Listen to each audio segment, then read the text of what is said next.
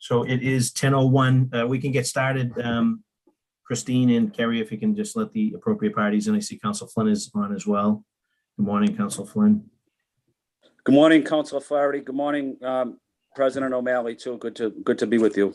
Good to be with you, Councilor. I'm here also, Frank. Hi, guys. How are you, buddy? Hey, Frankie. Sorry, Counselor. I don't see if Tim Davis is on yet, but if you want to get started with your Yeah, opening. well, I had to get the preliminaries out of the way, so why don't I do Okay. that? Yeah, go ahead. So the meeting will come to order. Good morning, everyone. My name is City Councilor at Large Michael Flaherty, the Vice Chair of the Committee on Government Operations. It is Thursday, July 15th, and we are here today to discuss docket, let me see here. It's the docket 0776, a petition of special law, an act to restore Boston's governmentally involved housing protections. Referred to the committee on June 16th, 2021. I sponsored this docket alongside my colleagues, Council President Matt O'Malley and Councilor Kenzie Bach. In accordance with Chapter 20 of the Acts of 2021, modifying certain requirements of the open meeting law and relieving public bodies of certain requirements, including the requirement that public bodies conduct its meeting in a public place that is open and physically accessible to the public. The City Council will be conducting this hearing virtually via Zoom. This enables the City Council to carry out its responsibilities while adhering to the public health accommodations and ensuring public access to its deliberations through adequate alternative means. The public may watch this hearing via live stream, www.boston.gov/city/council/TV, and live on Xfinity 8, RCN 82, Verizon 964. It will also be rebroadcast at a later date. Written comments may be sent to the Government Operations Committee email at ccc.go@boston.gov. It will be made part of the record and available to all members of the council. This hearing will also be recorded. The Home Rule petition seeks to allow Boston to preserve and restore at-risk affordable housing at no cost to the city. This proposal applies to the current or formerly HUD subsidized housing with expiring use restrictions. This proposal will help maintain affordable units in the city and discourage condominium conversion of these homes. Joining the committee today from the administration will be Tim Davis, the Deputy Director of Policy Development and Research at DND, Department of Neighborhood Development. I also see joining us is Michael Kane, the Executive Director, Mass Alliance of HUD Tenants, will also be here and testify. And before I turn it over to our panelists, I'd like to offer opening remarks to my colleagues, starting with the sponsors. And I see our council president and co-sponsor is here. Councilor Matt O'Malley, you have the floor. Thank you very much, Mr. Chair, and thank you for not only your partnership on this, but your leadership in the past. This HRP is something that we've actually passed before because of your leadership, and I'm delighted to join you as an original co-sponsor alongside Councilor Kenzie Bach, who before getting elected to the body has a very distinguished career in the affordable housing space, and particularly her work at BHA. This home rule petition, we'll get into some more specifics with the panel and certainly with Mr. Kane, a great constituent and friend and leader on so many tenant protection initiatives through the years. But the importance of this has taken a really new relevance over the last several months. And I want to specifically talk about a building in my district, the Forbes building. It's a senior affordable housing building right on Center Street in Jamaica Plain. I have such an affinity for this building and for the residents more specifically. I often talk that the last senior coffee that I held before getting elected to this seat in 2010 was with residents at the Forbes building. And in that time, we've just really built a tremendous relationship and friendship. I very much miss many things because of the pandemic, but our quarterly check-ins is something that I miss specifically, in-person check-ins. And it's the Forbes building, which represents many, many buildings throughout Boston. Wonderful, thriving, safe communities, particularly for our low-income seniors and those that deserve the dignity of a wonderful home. And because of the fact that this is an expiring use building, many residents there are in real danger of being displaced. The owner of the Forbes building plans to convert 147 apartments that are currently affordable to low-income senior and disabled tenants into market rate housing, which puts these tenants, as well as the community, at risk. And the Forbes is not the only building in the city that's at risk. Properties such as Babcock Building in Alston and Warren Hall in Brighton also will benefit from increased protections that we're seeking to create here. In Boston, there are 30,435 privately owned subsidized apartments. Close to 2,000 of them have been converted to high market rents. There are nearly 1,000, or not quite 1,000, about 930 Boston apartments that are at risk of conversion to market rates by 2022, next year, including the Forbes building. There are then an additional 3,038 apartments in the city that are considered to be at an elevated risk of converting into market rate housing within the next few years. And all of these statistics do not even account for the increased need for affordable housing after pandemic that left far too many Bostonians months behind on their rent or unable to afford the cost of their homes. The past year and a half has taught us anything, it's that a lack of affordable housing is not just a moral issue, but a public health crisis as well. What we're seeking to pass here is a home rule petition that protects low-income individuals and families living in governmentally involved housing that are threatened with displacement as a result of prepayment of mortgage financing, loss of use restrictions, expiring subsidy contracts, and expected increases in rent. By passing this HRP, it will allow for the creation of a maximum rent for governmentally involved and formerly governmentally involved housing units. It will encourage owners to accept incentives, including the city-funded vouchers and other subsidized housing funding. It also allows for the city to require owners to renew expiring subsidy contracts to pay market rent as well. What we're simply trying to do here is to create some common sense protections to help our vulnerable Bostonians, particularly those seniors, and particularly at this moment in time as we're coming out of a pandemic. Again, this body has led on this largely because of your efforts and others, Councillor Flaherty. It's high time that we move it again, and I look forward to continuing this momentum at the state legislative level to make sure we can get this done. I'd be remiss if I didn't note that we've heard from a number of Forbes building residents, many of whom won't be able to testify in person. Some will, but many who've either called my office or called Christine O'Donnell, our central staff liaison, to offer their support of this. This is a very modest but impactful change, and it's something that we can do. And again, want to thank Michael Kane on behalf of so many advocates. We were together last month at the beginning of June. You were there as well, Mr. Chair, and other colleagues. This is an important issue. This is a moral issue, and we need to get it passed. So thank you for your leadership. Look forward to the hearing. Thank you, Council President O'Malley. I know we've been joined by Tim Davis from the administration. I know he was having some technical difficulty. So good morning, Tim. We're going to go to my colleagues and co-sponsor, City Councilor Kenzie Bach. Thank you so much, Mr. Chair. And thank you to you and to Councilor O'Malley for your leadership on this and for letting me join. I think it's just, it's pretty fundamental to our role as local government officials to make sure that we don't lose whole communities in our city without a fight. And especially when these are communities that were created by public dollars and that have, represented a serious public commitment over the decades to stability and community preservation in the fullest sense. So, I think that this is, when I worked at the Boston Housing Authority, I repeatedly saw these expiring use projects come under threat. And, in many cases, we collectively, the city and state have thrown, and federal government have thrown a lot of resources at trying to preserve these buildings. But we don't have an 100% success rate, and it's so destabilizing. Often destabilizing of these communities even 5-10 years in advance, because people are just living with the uncertainty. And we often have elders who sort of are saying, well, what am I going to do? Where am I going to go? What am I going to do when I can't get to my friends anymore? My language community breaks apart, right? There's just a huge number of human costs. And I don't think that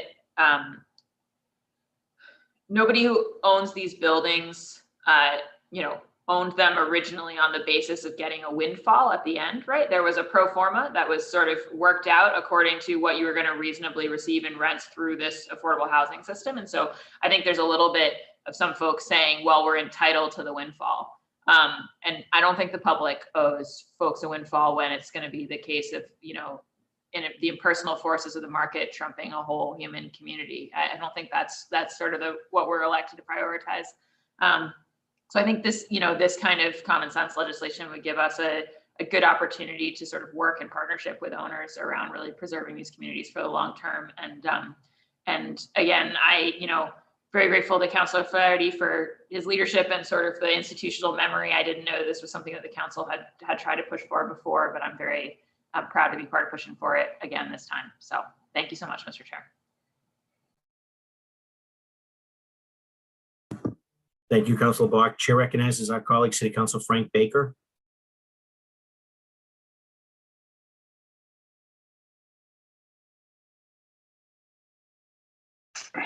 Councilor Hi, Baker. sorry. Good morning, everybody. Thank you for your leadership on this one, Michael, and also Matt and Kenzie. I'm just more here to listen and to show my support. Thank you. Thank you very much, Councilor Baker. I know that Councilor Flynn was with us. He had to just step away for a moment. He'll be joining us momentarily. So we'll get right back. We'll get right into it. If Tim Davis and his technical difficulties have been resolved. Welcome and good morning, Tim. Good to see you as always. And you have the floor if you want to make an introductory comment, and then we can kind of get right into the meat and potatoes of the home rule. But also I want to give Michael Kane the opportunity to kind of dive in as well. So good morning, Tim. Thank you, Councilor Flaherty. And just want to check you can hear us, correct? It's loud and clear, Tim, Okay, which is good, great. good. We're settling back into 12 Channel Street, our new offices. So computers are getting started up for the first time over here as well. I have with me Beverly Estes Marjasi, who is from our preservation team, and wanted to have her as well. So we're very happy to be here. Thank you, councilors, for your interest in this proposal. Preservation of existing affordable and income restricted housing is an important part of the work at D&D. Since 2014, we have preserved 12,491 income restricted units, and we've lost, if you include the units at Babcock Tower, 340 units. The state's 40T law provides some short-term protections for tenants when income restrictions are expiring and encourages the sale of the property to a new owner who will maintain the affordability of the property. The usefulness of 40T is limited, however, as owners who decide to hold onto the property can still raise the rents. And we've lost that affordable housing resource long-term, even where we have made arrangements to protect some of the current tenants. When the affordability of a federally funded housing development expires, the residents are often protected and receive rental vouchers. Over the past several years, however, the affordability terms of many state-funded projects have expired or will expire in the near future. These projects are of great concern to us as the residents do not receive federal protection vouchers. At both Babcock Tower and the Forest Building, we have serious concerns about both the current tenants and the long-term affordability. While we continue to use other tools in our toolbox to address these buildings, we are also open to discussing other paths to protecting these buildings and others like them. And so we're happy to be here today to hear what the council thinks about this proposal, to hear Michael Kane's presentation about the proposal, community comment. We won't provide extensive comment on the bill itself today. I will offer one technical change though, which is that the Boston Planning and Development Agency is not an actual legal entity, and therefore the wording should be the same as it was in the 2017 version, which is Boston Redevelopment Authority. So that's just to offer that technical change. Oh, and I appreciate Tim, and I believe it or not, I usually catch that one. So that one got by me, and I continue to ask that be, I guess, codified, if you will. So we are here for questions as well, and that's why Beverly is here as well. So she's not. That'd be great. Awesome. Thank you, Tim. And before we go to Michael Kane, I see my colleague, Councilor Ed Flynn, is back. Councilor Flynn, if you want to offer some opening remarks. Yes, thank you, Council Flaherty, and thank you, President O'Malley. I apologize. I got kicked off on the Zoom for a second and back on. But I want to say thank you to Council President O'Malley, Council Flaherty, Councilor Bach for sponsoring this home rule petition, and to Councilor Edwards as well. As Tim was talking about earlier, and as we all know, we're in a housing crisis. It is important that we preserve every unit of affordable housing that we can to restore affordability to as many units as we can, to preserve affordable units that are at risk of expiring as well. Something I've worked on in Chinatown with Department of Neighborhood Development. I know this home rule petition would require building owners to seek out and accept any prospective government housing resources in order to preserve affordability. I look forward to hearing more details. I definitely support it. I see my friend, a longtime housing advocate, Michael Kane, on. Just want to say hello to Michael. Thank Michael and all the housing advocates for tremendous work in the city for so many years. I have great respect for you. And again, good to be here. And me and Michael, we also go to the same barber in Jamaica Plain as well. So Thank you, Councilor Flynn, and that's a great introduction to Michael Kane and his years of service and commitment to affordable housing in our city. So, Michael, without further ado, you have the floor to introduce yourself for those that do not know you, and there's probably very few that do not. But and then maybe just introduce sort of your thoughts around this home rule petition. Obviously, Tim Davis is going to be listening and taking copious notes. I know that I and my colleagues have a few questions with respect to the proposal, but we will also make the technical change that Tim had recommended that we do. That was a great point he made. So, Michael Kane, you have the floor. It's good to see you. Good to see you, Councilor. Thank you so much for the generous introduction. I want to, of course, Councilor Flynn just reminded me I need a haircut, but I'll get that later this week. So I want to thank all the councilors that have supported this home rule petition in prior sessions and in this one. It's, I think, unusual to have every member of the council co-sponsor anything, let alone a home rule petition that we need a lot of support to get through at the State House.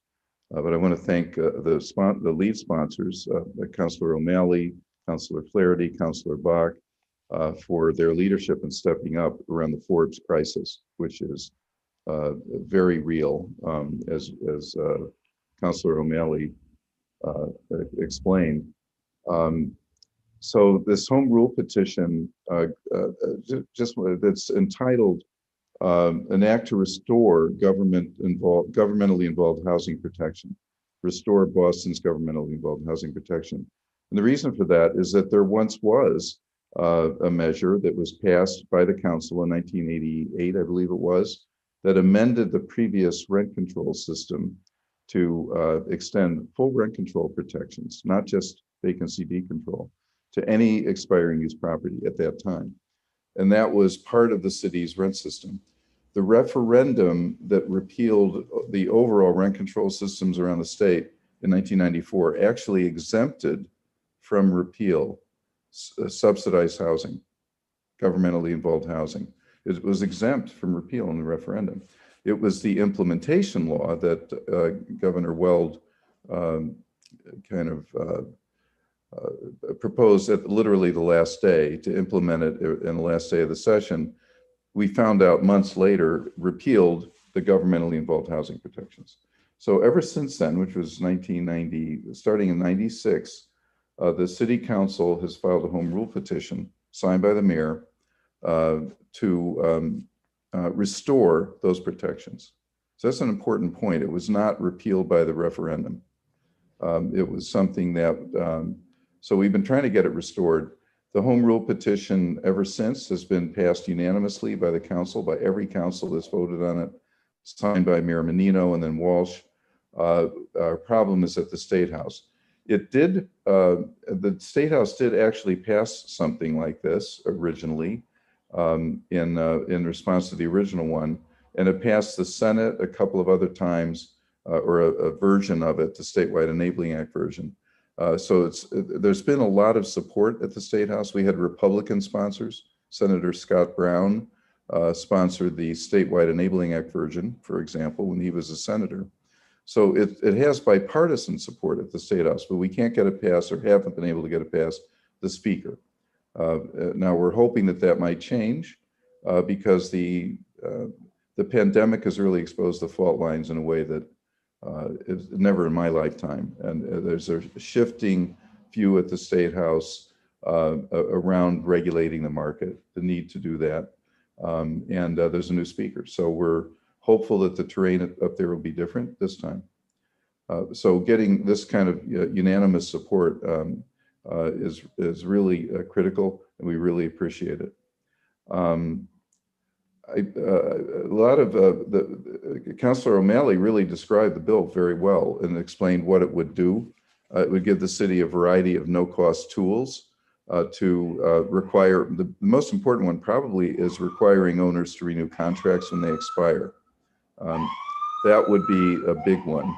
And the others, though, preventing condo conversions. There's one building in Brighton that was converted to condos, Village Manor in the 90s. Preventing, and that could happen at the Forbes building. Restoring regulation on buildings that have previously been lost. That would be very important. There's about 2,000 apartments that were lost in the city to the market over the decades. And the home rule petition would actually give the city the ability to go back and restore regulation, guaranteeing a fair net operating income to those landlords. It would be an option the city could consider. The other another feature of it is it would really promote sales of these buildings to nonprofits who could and give them the time to assemble the resources to make a viable purchase. The 40T law does give, if a building is being offered for sale, it allows nonprofits to step in, but there's a narrow window of time. If they can't get the resources, a sale would fall through, and that has happened. But this is a different approach because it would, the city could set up a structure so that they could allow a higher value in the event of a transfer and allow the nonprofits the time to assemble those resources to preserve the affordable housing on a social basis permanently. So those are a couple of features I'd want to add to the tools that Councilor O'Malley described.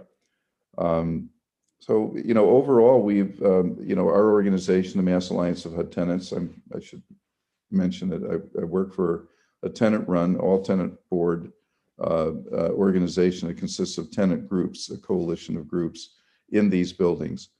And since 1983, we have saved about 12,600 apartments as a permanently affordable housing statewide, about some 8,000 or so in Boston, one building at a time through tenant organizing efforts and working in collaboration with the city. And I want to give a shout out to Beverly Estes and Tim Davis, because the city really has been a national leader in preserving at-risk housing.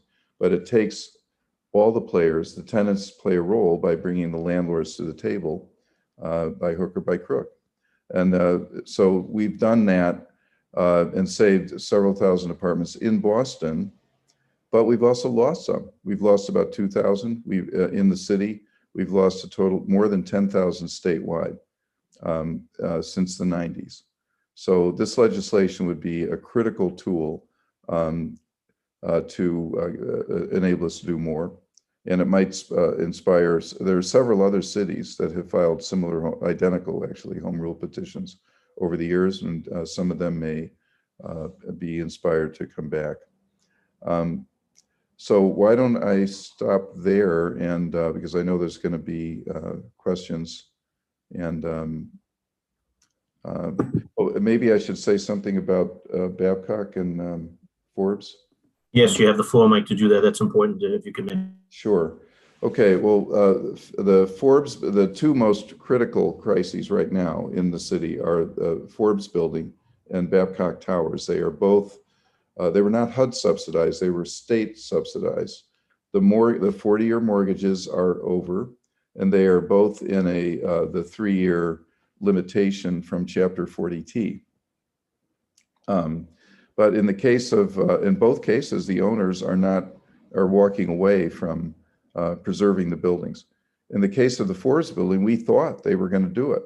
The owners' reps met with the tenants and the city, and everybody thought they were going to apply for subsidies that the city was making available.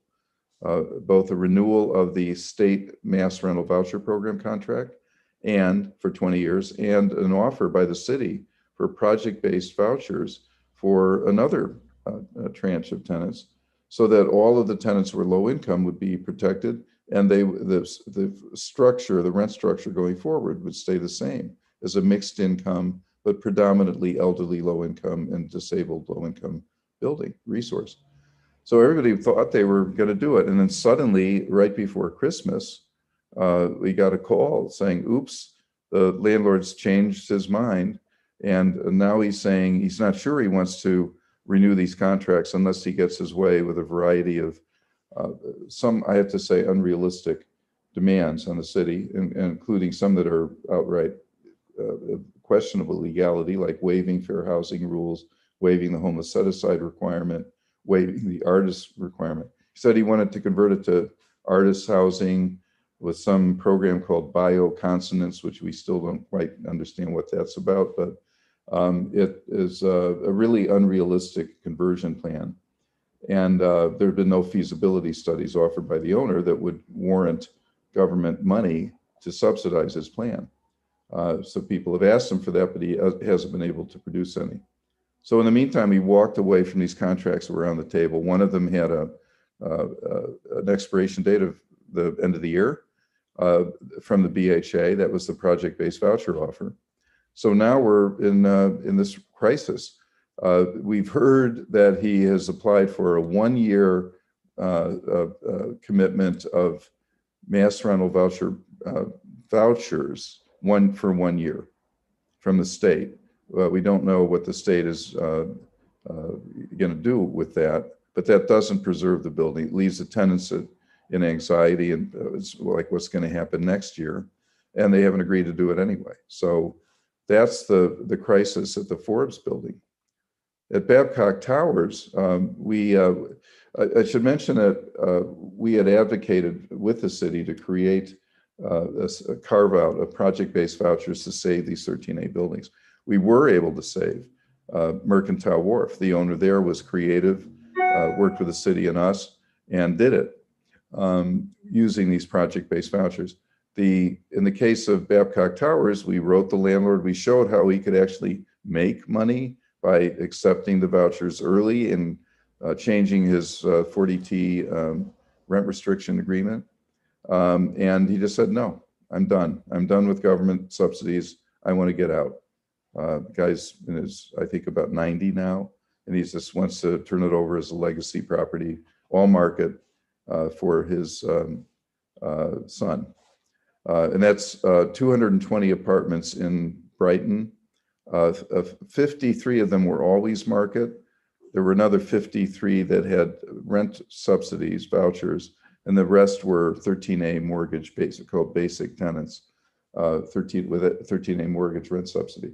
To give you a sense of what it means to convert that to market, at the end of the 40T 3-year restriction, which will be next March, the tenants in those basic rent apartments are paying about $550 now a month. Those rents are going to go up to $2,400, according to the owner who sent a letter to the tenants saying that. So those tenants are, the clock is ticking on them. Now, he turned us down for project-based vouchers. We went to the BHA. They're offering mobile vouchers for those tenants, which is a great solution to prevent displacement for them. We're now approaching the tenants to make sure they know they can apply for that voucher. But the landlord at the same time is evicting illegally people with existing BHA vouchers, telling them their lease is terminated, which is not true. So we're working with the Office of Housing Stability to get lawyers to protect them from being thrown out on the street. But notice that even if we get the vouchers in there, eventually the tenants, many of whom are in their 80s and 90s now, many of them Russian speaking, within 5 or 10 years, there will be a huge turnover in that building, and that will be all market for graduate students from BU or whatever. So that we'll lose that building, and we'll lose the Forbes building if they only have mobile vouchers. Eventually, people will move out and be replaced with market rate artists. So in both cases, we lose the housing. So that gives an idea of kind of what the battle is like, building by building. Having this home rule petition will really improve the bargaining position of the tenants and the city in dealing with these owners. Even if it doesn't pass at the State House, if it's pending, it will be another message to them that they better work with us to try to prevent displacement and to preserve housing going forward. Thank you, Michael, for your testimony and for the update as well. Continue to keep us informed as things develop over there.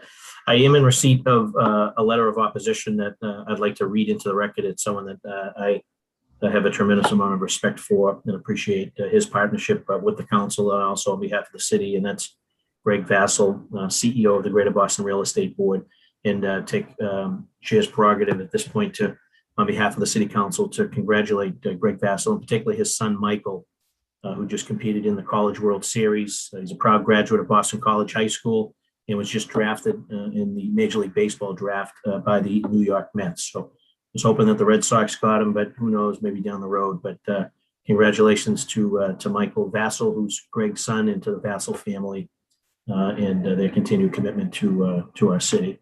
And that said, it's a letter that's addressed to the Honorable Lydia Edwards, the Chair of the Government Operations Committee. Dear Council Edwards, members of the Committee on the Government Operations, on behalf of over 12,000 members of the Greater Boston Real Estate Board, we wish to be recorded in opposition of Docket 0776, petition for a special law act to restore Boston's governmentally involved housing protection. Finding a way to address and solve the issue of preservation of the Commonwealth is very important, and one that the Greater Boston Real Estate Board has actively participated in and will continue to do so. This is a real and relevant concern that impacts our members as owners and purchasers of affordable housing, both economically and as a vital public policy issue. Great care was taken to understand the potential effects on financial sustainability and the mixed income housing goals of so many communities, including Boston, when 40T was signed into law. We therefore oppose any change to the existing law, which would adversely impact the financial sustainability and the mixed income housing goals of the City of Boston for decades. Thank you for the opportunity to submit my comments in writing. Sincerely, Greg Vassell, CEO, Greater Boston Real Estate Board. And again, just appreciate Greg's partnership over the years. We will, I just have a couple of questions of Tim Davis, and then we can turn it over to my colleagues. This home rule petition, Tim, it calls for the creation of a department focused on the establishment of a maximum rent for government involved and formerly governmental involved housing. Is this something that the Office of Housing Stability or D&D could and should do instead of creating a new department? Is one question. The second question is, how do the terms here impact the newly passed condominium conversion ordinance that was passed in 2021 beginning? And then also, what impact would this home rule petition have on units that have rent regulatory agreements in existence right now with the BRA doing business as the BPDA? So those are my three questions to the administration, and then I'll turn it over to my colleagues. So I think that to answer these questions, I'll try them in order. One is kind of operationalizing this bill. I think it would be probably something completely new to D&D, combining the expertise we have in the Office of Housing Stability and in the Neighborhood Housing Development Division. I think the biggest challenge in terms of just reading it through is we would have to have further guidance, perhaps from the council under an implementation stage, around what is fair operating income and determining that, because I think that's not a clear path for us. So there are underwriting guidelines we currently use in neighborhood housing. We can certainly look to those, but I think that would be one of the greater challenges. And the second question was related to the condo conversion ordinance, which I've worked a lot on that. The condo conversion ordinance, the revisions of it, I think that actually it provides us a tool. Michael Kane suggested that Babcock Tower could be condoed. I think given the current condo conversion ordinance, it would be more difficult for them to do so. So hopefully that is actually an impediment to Babcock being turned to a condo and that it would remain a rental. So they're complementary. I think the condo conversion ordinance is in some ways complementary to this. In terms of properties that have income restrictions already, I know that the intent of this is mostly to kind of address some of the larger and older projects that did not have restrictions that were set in perpetuity. For city-funded projects for the last several number of years, for our funding, we've been requiring perpetuity. So it really addresses those older projects mostly. However, as you mentioned, it does also affect BRA restricted properties, which those are, 50-year contracts with landlords for these units. So it definitely would impact those units going forward, in that once that 50-year restriction was over, then this rent control law would kick in. So that would be something new on the IDP units that is not currently available to us. Thank you, Tim. Yeah, that's my reading of it. So yep, no, I do it. I appreciate that. I know everything's fresh, so I appreciate your answers and as always, your work and your commitment in this space. And I failed to mention in the beginning, obviously, I'm serving as the vice chair, as chair today, filling in for the chair, our colleague, Councilor Larry Edwards, who had a scheduling conflict, who may at some point be joining this hearing. I also have a scheduling conflict, so I agreed to start the process and get the ball going. And then in agreement with our council president, we'll be turning the reins over to him as a voting member of the committee and also as the president of the council to continue, I guess, the chairmanship. And then if Councilor Edwards rejoins us, then obviously as the chair, she will resume control. Otherwise, Councilor President O'Malley will adjourn the hearing. So I'll be able to stay on for a few more minutes, but I'm going to turn it over right now to Councilor O'Malley to take the reins to allow him and our colleagues to continue their line of questioning, and then to take any public testimony that has been signed up. So thank you all, and it's good to see everybody. Thank you, Councilor O'Malley. Thank you, Mr. Chair. Thank you for partnership and leadership.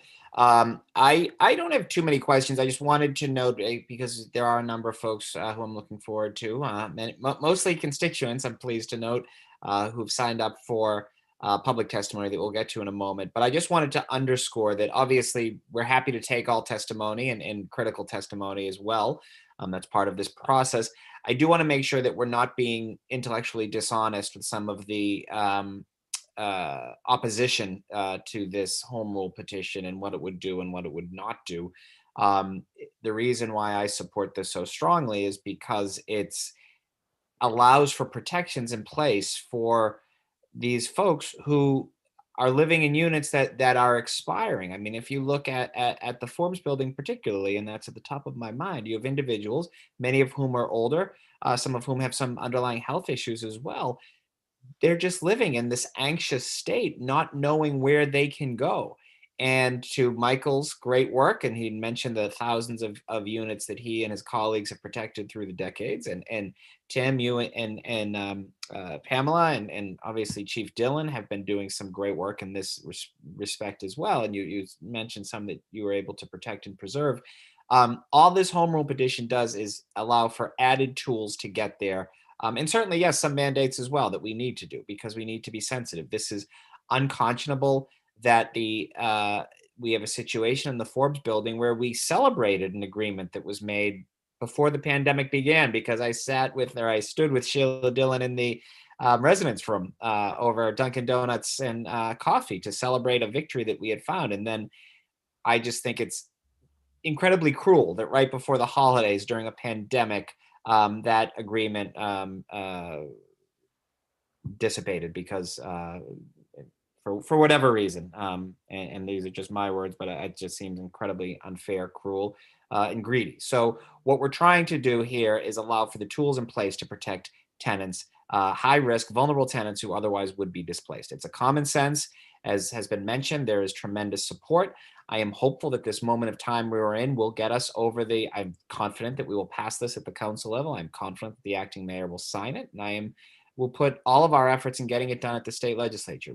Rep. Eligardo spoke at the rally we were at. She has agreed to be a leader on this. Other members of the delegation with whom I've spoken and colleagues have spoken to are on board as well. So Now is the time. And again, I'm not minimizing the real estate board's remarks. Of course, they should weigh in, and we welcome that. We welcome all points of view, but I just want us to be honest on what this home rule petition would do and would it not do. It is a minor change in the grand scheme of things in terms of the number of units that it would impact, but it also will be profoundly impactful to make sure that those folks have the peace of mind of knowing that they're going to have a place to live. So I don't have any questions. I'm going to throw it to my co-sponsor, Councillor Bach, and then if Tim, you or excuse me, Beverly, I think I called you Pamela last time. Sorry, Beverly, and Michael have any other remarks, we can get to that before we get to public testimony. But Kenzie, the floor is yours. Thank you, President O'Malley, and I also don't have many questions. I just would second you. I think that real estate development exists to serve the people of Boston and not the other way around. And there is really no more paramount public interest than keeping our communities and many of our long-term residents like in their homes. And yeah, the Forbes building in your district is just such a perfect example of that. And Babcock Towers is such a hard loss, in Councillor Braden's district. And so, yeah, I think that this is an urgent thing. And I think the slippery slope arguments should give way to the real concrete realities of the people who would be, affected by these protections. Yeah, no surprise, I'm in strong support as a sponsor, but I don't think I have many questions for Tim and Beverly, in part because Michael explained so eloquently all the details of the recent circumstances at those buildings. And like I said, I was involved at the BHA side. And as you mentioned, Michael, right, we got those federal sort of vouchers to protect the folks. And it is a major shortcoming with our state program that it doesn't have those protections in place that the federal side does. But I think it's just worth recognizing that even protecting those tenants, it's a loss of a community. I mean, those are vouchers that the BHA would have used to support other families if they weren't supporting these ones, right? And so they're it's still housing opportunities lost, even though we're helping those folks. And also, to lose a community where, everyone around you might speak Russian or be people you've known. I mean, it's irreplaceable. So, yeah, I'll just wanted to comment to underscore again my feelings on the subject, Mr. Chair, and I think again Michael was very thorough, Mr. Kane, and so yeah, I'll probably leave it there today. Okay, thank you, Councillor Bach. DND, Michael, any other remarks you'd like to make? We welcome you to stay around and listen to open public testimony, but any other thoughts? I have one comment on the question about who would administer it, who would be the governmental body. I actually think DND and the Office of Housing Stability would be the appropriate place. I just want to point out that DND already is involved in every one of these cases.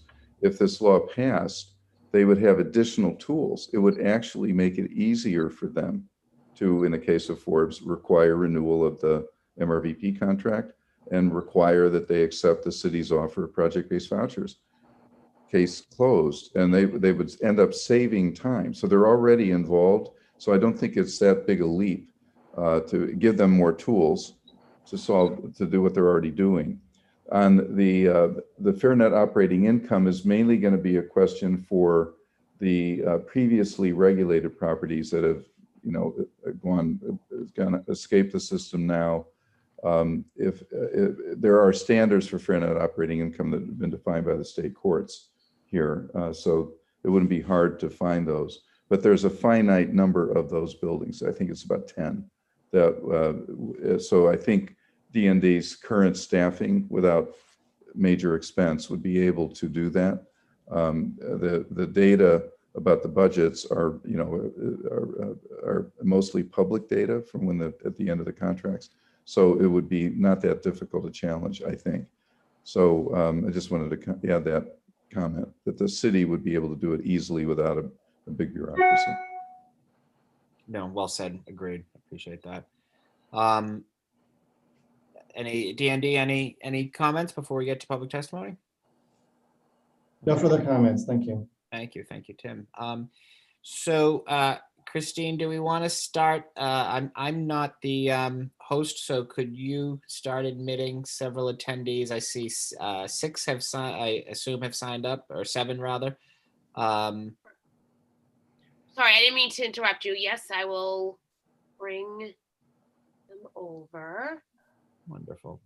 Okay, and I think we will start with just in order as I see them coming in. Anna Elizabeth Thal Reno, I believe, and then Pam from the Municipal Research Bureau, and then Marjorie. Anna Elizabeth, we'll start with you. If you could feel free to turn your camera on if you wish, although you don't have to. But if you'd like to, just explain your name, if you have an affiliation, if you're a Boston resident, and then proceed with your testimony. Oh, hello.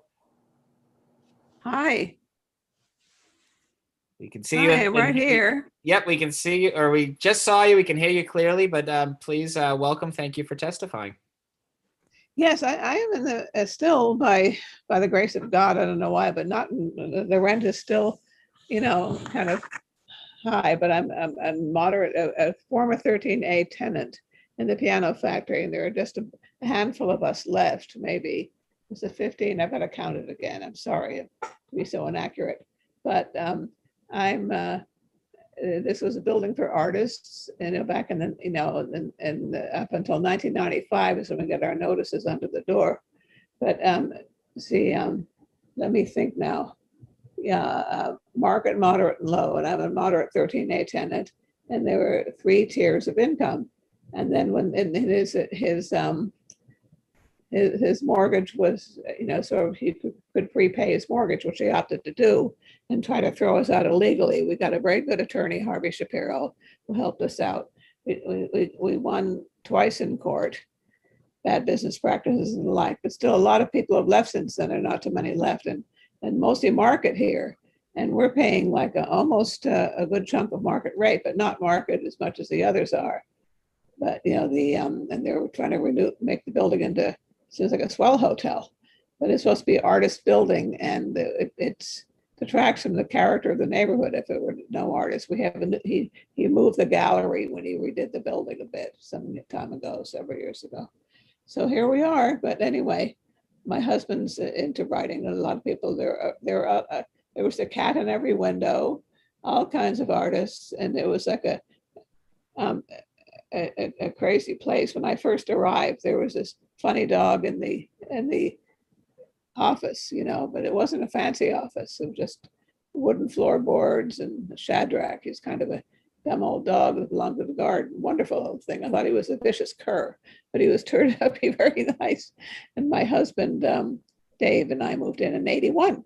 We've been here ever since, but we're a little anxious. We're not sure how much longer because we're elders now. I'm 73, he's 72. So here we are. But that's what they want. Just want the money, and and I've seen artists in the back who had some people had to move because of physical reasons, but in the back who had some of their extra lofts there, their studios have been thrown out. One of them had a terrible fight. I can't mention names, but had a terrible fight with the management. So there we go. I could tell you stories that go. Yeah, the first time I came in, I think I could hear noise and people. It was just so full of life, a lot more than it is now. Although some nice new people moved in, but not many of us old folks left. So. Well, I appreciate your taking the time to testify, and thank you very much, Anna Elizabeth, and our best to you and your husband. So thank you. Yeah, we want to invite people, city councils, to the gallery, to artists in Boston. My husband's a political liaison to the gallery work, so we try to keep as best as we can to hand in. Thank you very much. Thank you very much. Your name is again? I'm Matt O'Malley. Matt O'Malley, yeah. You're O'Malley, Matt. Very good. Thank you very much. Thank you. We'll now go to Marjorie Gann and then Pam Coker from the Municipal Research Bureau. Ms. Gann, the floor is yours. Thank you. Good morning, and thank you for providing this opportunity to talk about this incredibly important issue of preserving affordable housing. And I really want to thank the Boston City Council for taking this issue on. My name is Marjorie Gann, and I'm the Chief Operating Officer at Ethos in Jamaica Plain. We're the state designated aging services access point for Southwest Boston. Boston is different. I'm going to talk a little bit about why it is different for older adults. And this is probably the most recent data we could find. The census data is pretty much out of date. But in 2018, we have the American Community Survey, which says that there are 117,000 people over 60 in the city of Boston, 16.7% of the population, and it's a stable part of our population. And what really concerns me is that the truth is that older adults in Boston are different. They are much more likely to live in poverty. In Boston, we're really talking about 17% of the older adults being in poverty. By the way, poverty is $12,880 a year right now. For those of you who budget your own household income, that's not a lot of money. Across the state, only 8.5% of older adults are in poverty. So Boston, twice as high. It's also compounded because women live longer than men. They've earned less in their lifetimes. You can tell I'm, my little bitter perhaps. But we're also looking then at over 20% of older women in Boston being in poverty. Can't live here if you don't have subsidized housing.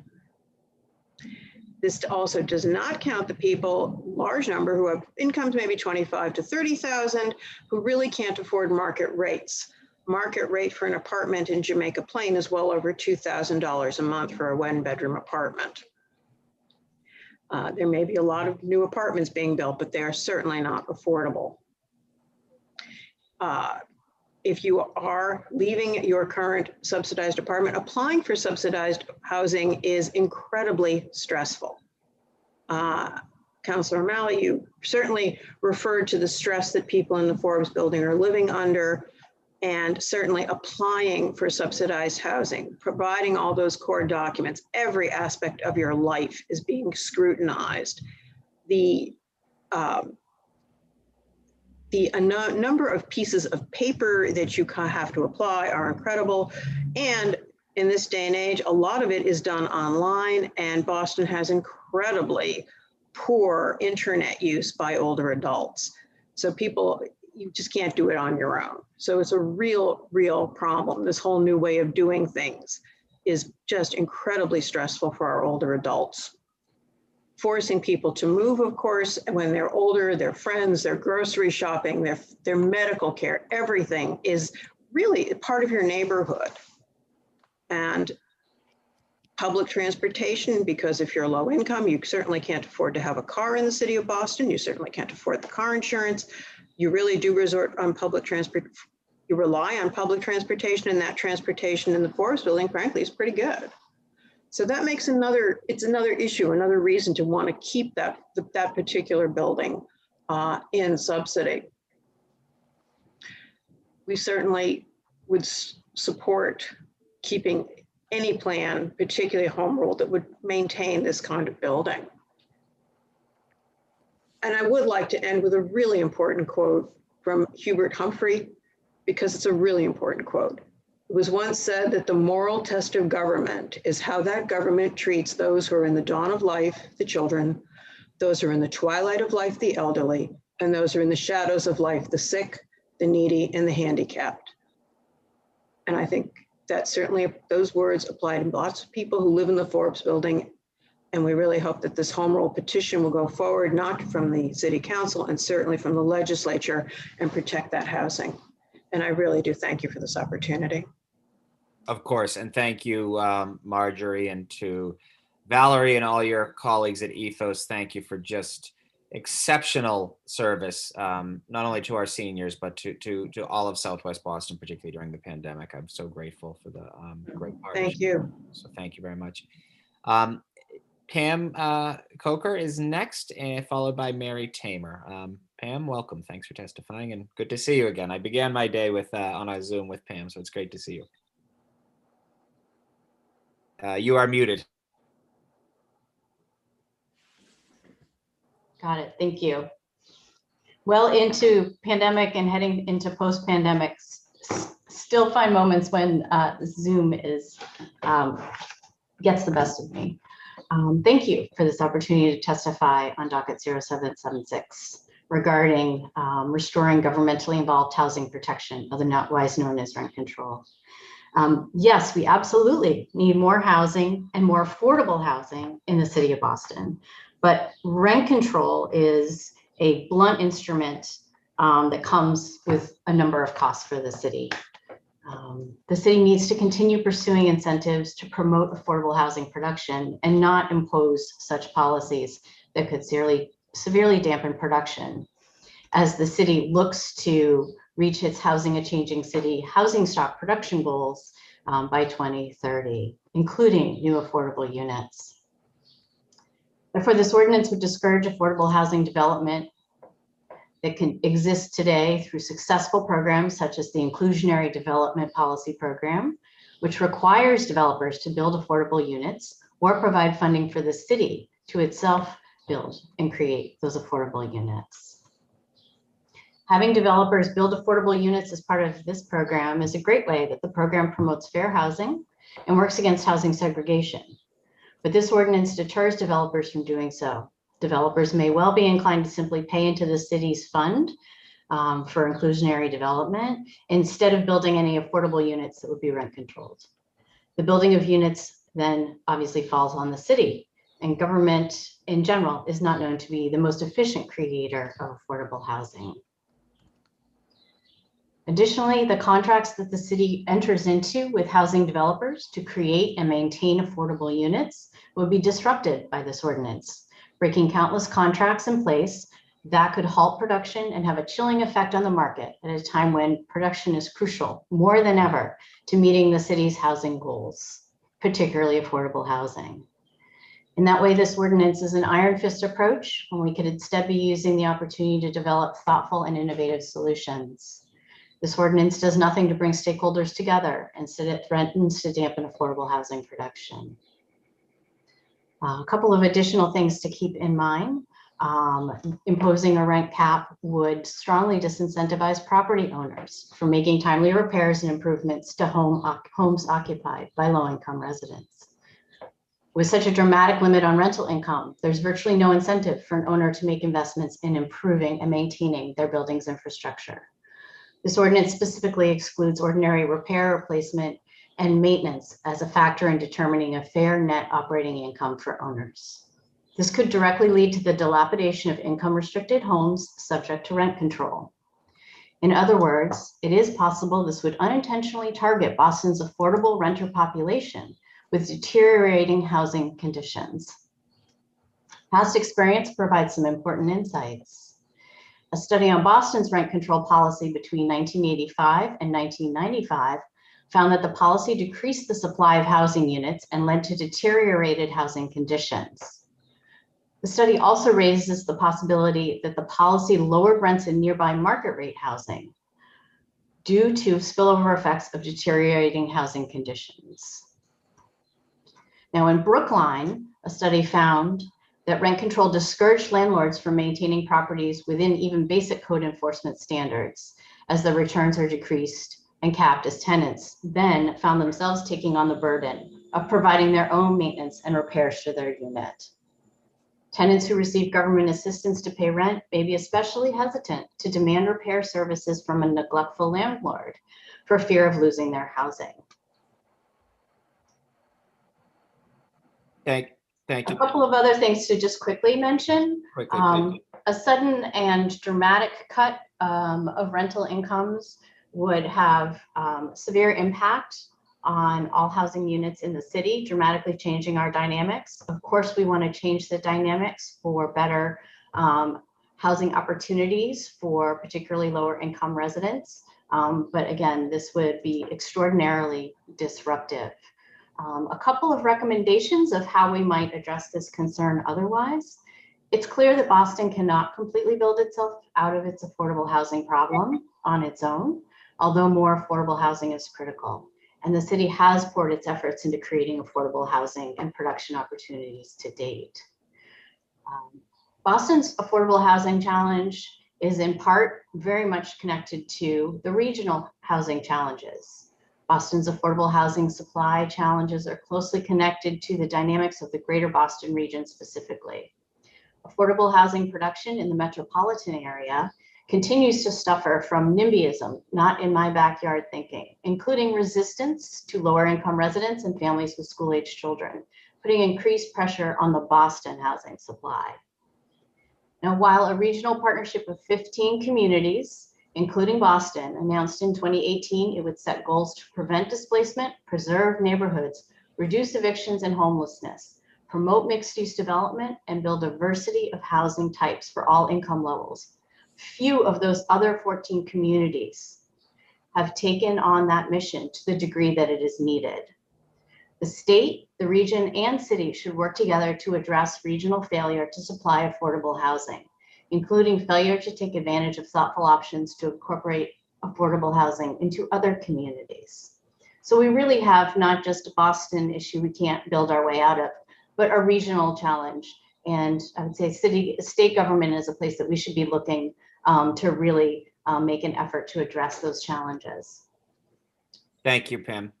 I just have to get to the. Thank you for your time. Thank you for your time. And just before I get to Mary Tamer, just wanted to again note what we're talking about here is, as I believe everyone knows, is formerly government involved housing expiring use. It's easy to conflate this with rent control writ large, but I do think we need to be intellectually honest about what we're discussing here, and rather than perhaps paint too wide of a brush and distort the purpose of this home rule petition in our work. But nevertheless, I appreciate the testimony and your work on the Research Bureau. So Mary Tamer is next, followed by Rosemary Jones from the Jamaica Pond Association. Ms. Tamer, welcome. The floor is yours. Thank you. Thank you so much, Councilor O'Malley, and good morning. And thank you so much for the opportunity to testify today in favor of the home rule petition to save the Forbes building, as well as other at-risk buildings that provide affordable housing to Boston residents. My name is Mary Tamer, and I am a resident of District 6, where the Forbes building is located, and I'm also running for Boston City Council in District 6. I think it was just over a month ago when I had the privilege to meet Michael Kane, as well as several of the residents of the Forbes building, as they protested against the proposed evictions that are slated for March of 2022. To see this group of seniors and those with disabilities gathered with so many other residents of Jamaica Plain, as well as from other parts of the city, was such a powerful demonstration of community support to maintain this residence as well as others like it. And as we emerge from this pandemic, the onus is upon all of us, especially those in elected leadership, to ensure the protections for the most vulnerable among us. And those protections include having a secure roof over one's head.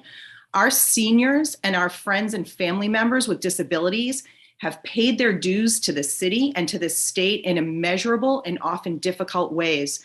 And they have also faced more than most throughout this pandemic, including extreme isolation, stress, and anxiety. I know this council will do the right thing in protecting these city residents, and I thank you for these important efforts on their behalf. Thank you very much, Mary. I appreciate your taking the time and your wonderful comments.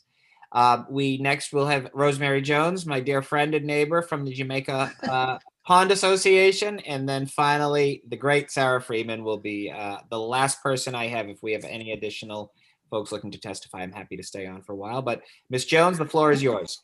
I am honored to be followed by Sarah and to be preceded by Mary, my buddy from the Boston League of Women Voters. And I want to say that one of the very great pleasures of living in Boston is hearing from people who know what they're talking about, which is the case this morning. And of course, like everybody else, I want to thank you for sponsoring this and showing your concern for Boston residents who are actually being, big surprise, squeezed out of the Boston housing market. I'm not officially representing the Jamaica Pond Association. I hope at our next monthly meeting, we can hear from, we try to be fair, all sides of this issue, if the owner will come.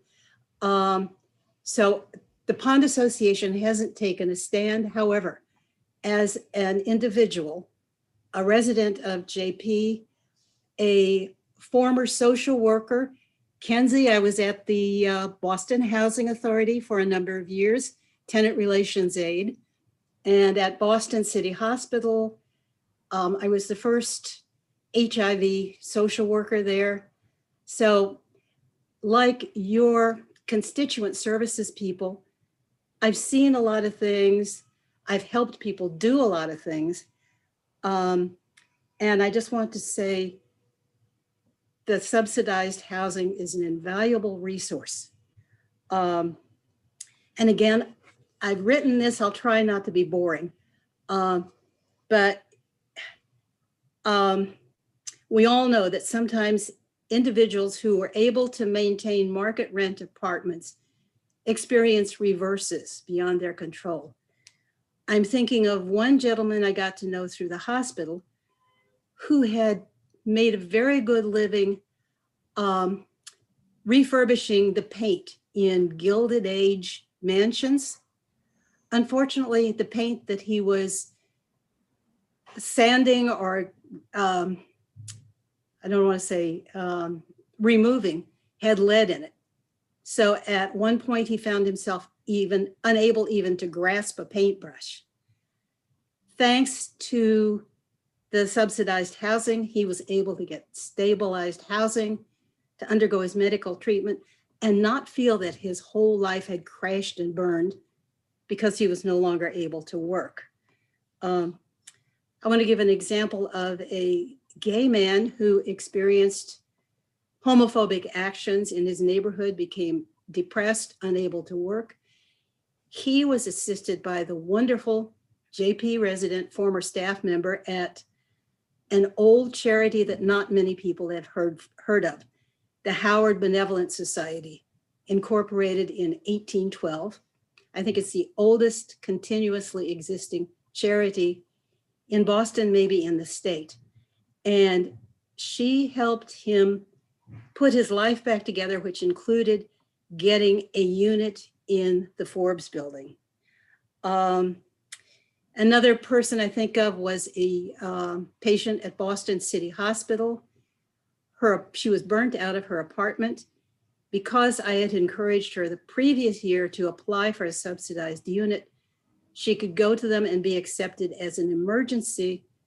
And we were able to get her furniture through a free furniture agency that some of you may know of. It was on the North Shore. So these people are individuals. They're just a few who got help because of programs like this. And I have to say, they show the importance of the right help at the right time. And if these resources are allowed to dwindle away, I don't want to be too dramatic, but maybe I am. I weep for the future of Boston because people who don't have a lot of money still add to what we have in this city. They are folks we say hello to on the street or in the coffee shops. They feel that they belong, even though they don't have much money, because there are people who know them, who speak back to them. And we all need that sense of community, being where we want to be. And so, yeah, fine, give them a voucher and let them go someplace else. But to tear people away from a community, I think it was maybe Kenzie who mentioned the Russian-speaking community. It's sort of like ripping part of their skin off. And again, forgive me, I'm an English major. So I just want to say that I fully support this.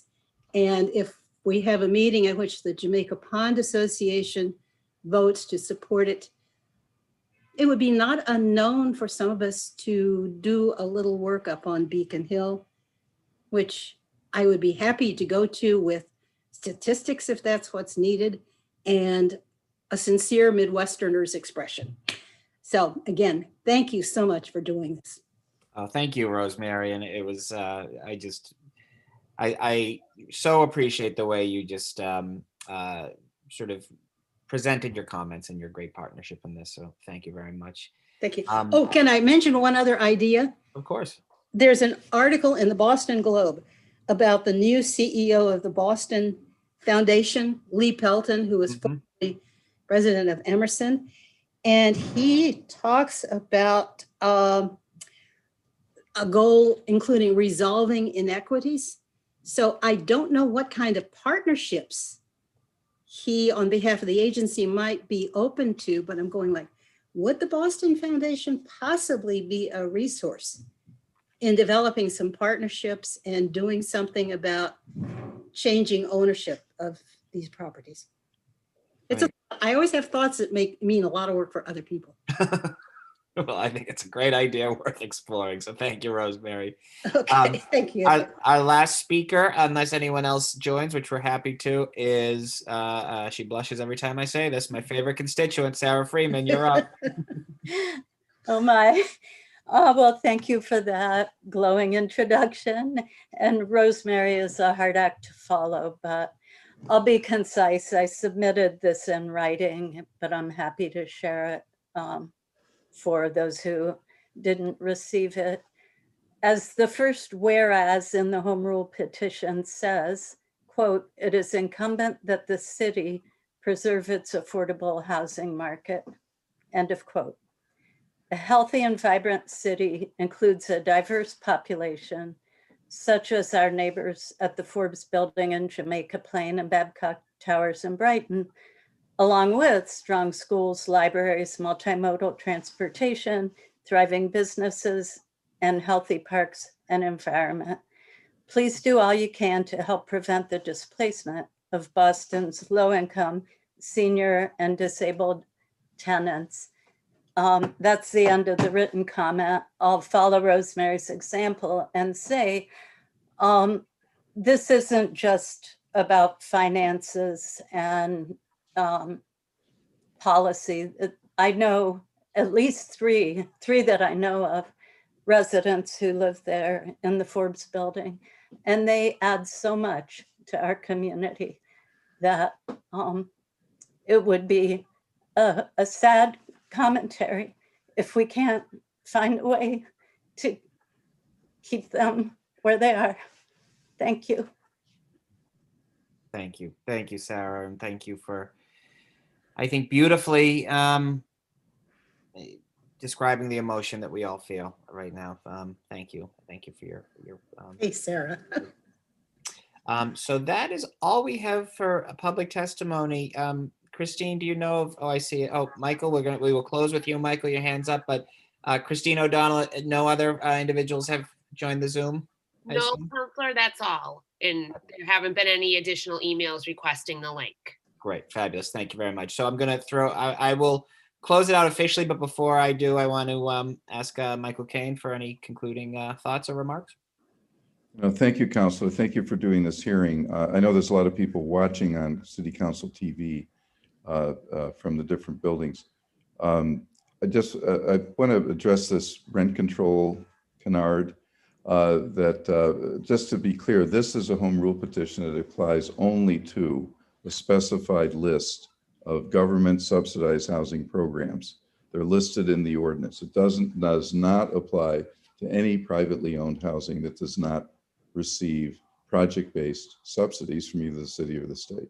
It's a finite list. So I know some people think when you regulate anything, it's like a cancer that spreads to other categories, but no, this is a specific bill that would only regulate buildings that always were regulated and heavily subsidized by the federal or state government from day one. The owners of these properties put up very little of their own money. It's not like the private real estate market. They put up very little of their own money, often receive tax subsidies to make the initial equity investment. And the rest was all subsidized mortgage interest, guaranteed mortgages, project-based subsidies that cover the operating costs for decades. And now, as Councilor Bach pointed out, they want to, the contracts end. The value of the property is enormously inflated. The High Point Village was, I think, they invested about $120,000 in the 60s. It was, when they cashed out, it was like 35 million. So one would think that's a fairly high rate of return on an investment.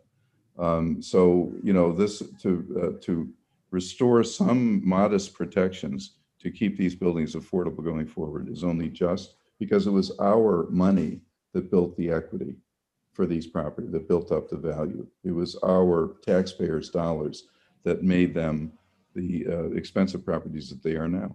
So I just want to point that out. It's a very limited regulation that continues the status quo, really, and keeps these properties, guaranteeing reasonable profits to the owners. So just to be clear, and that's why we've had broad support, even among Republicans at the State House, when we've gone around to get sponsors. So No, just but- wanted to throw that out. Thank you so much for holding this hearing and for your leadership in filing this important measure. No, please, thank you. This would not have happened but for you, Michael. I'm happy to follow your lead in this, and thank you for again making that point clear. It's one of the reasons why I keep saying we need to be intellectually honest about this. If you want to, you know, disagree or debate the merits of any issue, of course we should. We welcome that. That is the purpose of representative government. But to paint this as something that it's not is just unfair. And at the end of the day, it's about the 150, at least in the Forbes building, countless others. But I'm concerned about the 150 residents, and I don't want to see them being used through a red herring argument about, you know, what we're trying to do to support them. So I appreciate your leadership. Councillor Bach, any concluding remarks? No, just to thank everyone for their testimony and work on these issues, and commit all of us to continuing this fight. So thank you, Mr. Chair. Here, here. So again, I will be in concert in conversation with Councillor Bach, Councillor Flaherty, as well as Chair Edwards. It sounds to me that the only change is a somewhat technical one, changing BPDA to the BRA. But I would hope that we would, I am hopeful that we will take action on this in very, very short order. Because again, the next step then will be passing council, signed by the acting mayor, and then we need an all hands on deck approach to making sure that we can continue the momentum at the state legislature. So this hearing is on this. Do you have one more question, Michael? No, Perfect. Okay, well, this hearing is hereby adjourned. I will use my seltzer bottle as a gavel, and thank you all and have a wonderful day. Take care now. Thank you. Well. Uh.